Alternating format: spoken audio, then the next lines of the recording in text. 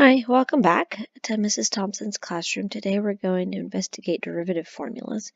At this point, we know that the derivative is the instantaneous rate of change, and we have defined it as a limit of our slope.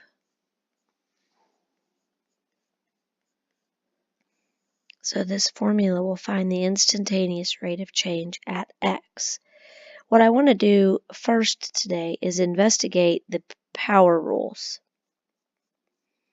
functions, that look like this. So we're going to start with f of x equals x squared. Okay, then f prime will equal the limit as h goes to 0 of x plus h squared minus x squared over h. So we have to multiply that x plus h squared out, so we'll FOIL it.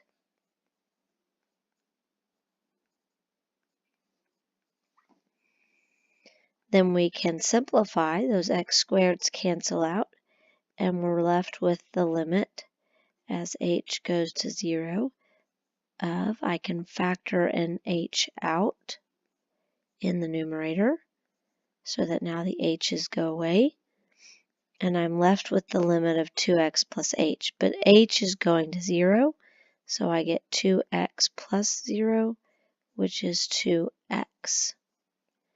Okay, now let's investigate x cubed. So f prime is the limit as h goes to 0 of x plus h cubed minus x cubed over h. Okay, now we can FOIL this out. It is going to become x cubed plus 3x squared h plus 3xh squared plus h cubed if you multiply that all out. So the x cubes go away, and everything else that I have in the numerator has an h.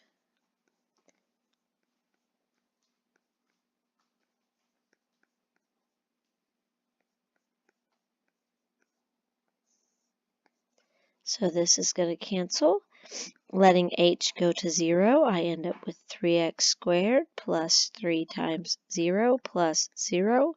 So that gives me 3x squared.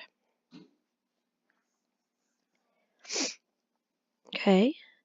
Now we can continue this for x to the 4th, x to the 5th, and so on. Of course, doing this multiplication right here, as the exponent gets larger, gets more extensive. You can use Pascal's triangle to figure them out. But here's what we would end up with if we continued that out. So we said that x squared went to 2x. X cubed went to 3x squared. What if I told you the x to the 4th went to 4x cubed, and x to the 5th goes to 5x to the 4th? Do you see a pattern as you look at these to be able to find x to the nth? Well, the pattern, you notice the exponents go to 1 less. So I'm going to go to x to the n minus 1. And what about these coefficients? Where do they come from? Well, they come from these original exponents. Okay, so if f of x equals x to the nth, then f prime of x equals n times x to the n minus 1. And this is called our power rule. Okay, now there are some other rules to keep in mind.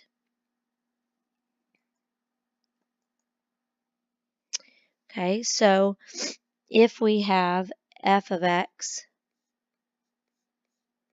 equals some constant, then its derivative is 0. If I have a function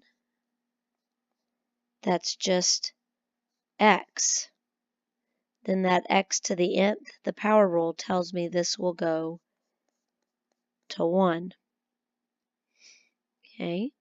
Also, if I'm going to take the derivative of a constant times a function, that's the same thing as the constant times the derivative of the function. So the constant is just going to get multiplied out front. Same thing if you have addition.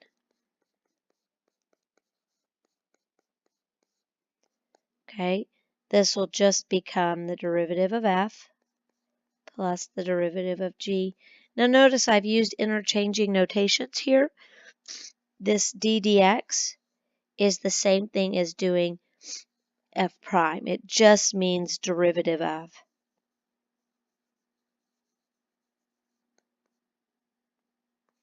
That's the Leibniz notation, so we can go back and forth. Now let's use these rules on a couple of functions. So if I have y equals the square root of 15, well, that is a constant, so that means y prime would be 0. Okay, if I take a function x to the 10th, well, my power rule tells me that the exponent is going to multiply to the front, and the new exponent is going to become 1 less than that. Okay, so with that in mind, I can do a more complicated function.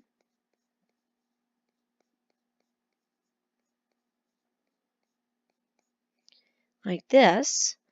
So first of all, notice the constants are just going to sit out front.